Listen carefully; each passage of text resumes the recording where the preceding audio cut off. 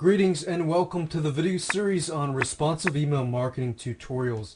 In this video series, we're going to talk about writing emails itself. How to write responsive emails, promotional emails, so you can actually build a relationship with your readers, but at the same time use the promotional aspect to earn income.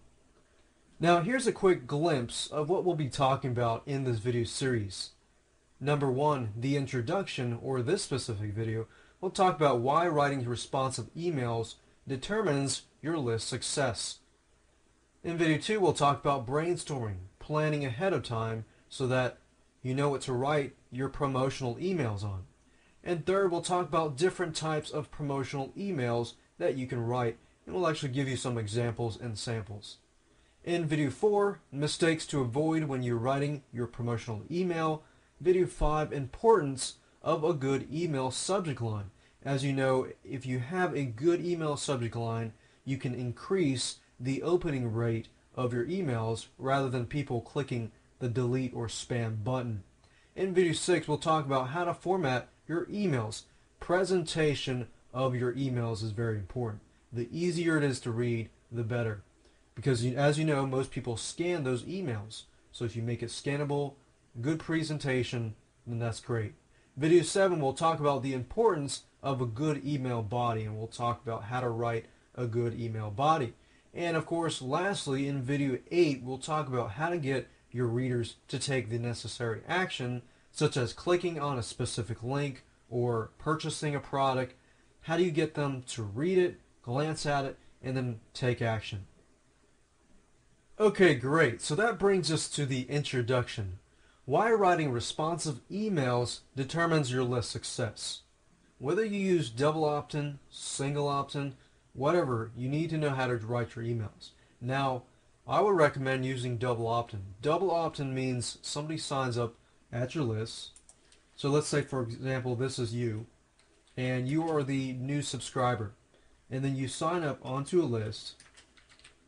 With double opt-in, you have to go to your email address and then confirm that you are the actual owner of that email address, and then you get your freebie, whatever that freebie is. Whether it's newsletter tips, free ebook, free software, whatever. That's what double opt-in is. Double opt-in, the reason why I recommend it is because most of the time, when you get double opt-in lists, the people that go from here, and then have to confirm it, they're willing to take the necessary step to actually confirm it to get their freebie. This way you sort of remove the people that, if you do single opt-in, you go from you, sign up for the list, to the freebie. There's no email confirmation or anything like that. The only thing about that is you can build your list faster, but the quality of your list may not be as you wish, because what you're aiming here is a responsive list. Now, that's just the beginning. Once you do that, whether you choose double opt-in or single opt-in, which I recommend double opt-in, whatever you do after that, you need to email them with frequent content and promotional emails. So you got a balance here. You got content, then you got promotional emails. So you educate them, and then you promote. Educate them, promote. You don't want to do just content. Otherwise, your list will think, oh, this guy only gets content. You need to condition them. What I've learned is if you give somebody free things every single week for 6 months, and then all of a sudden you promote something, most of the time those people won't even buy from you. And here's why. Because you condition them to see that you only give free stuff. But if you promote things every single day of the week, then you got to remember, even though you promote something, that doesn't always mean you condition them to do so. They might actually get turned off. So you need a balance here, content and promotional emails. Then we got the relationship factor.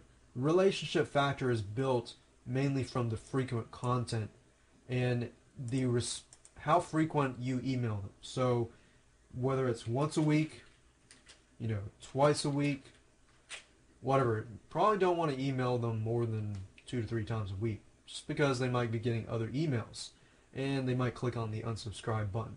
Building that relationship is very important, And as you learn in this video series, you'll actually be able to use what you learn, how to write the email, how to write a good subject line. Those types of little things help you build that relationship. And guess what? When you got a good, strong relationship, you got responsive lists. So it doesn't matter if you got 100 people on your list, 500 people on your list. It's the quality and the responsiveness that is the most important. So now that you understand this, let's go ahead and go to video 2, where we'll talk about brainstorming and planning before you actually write your emails.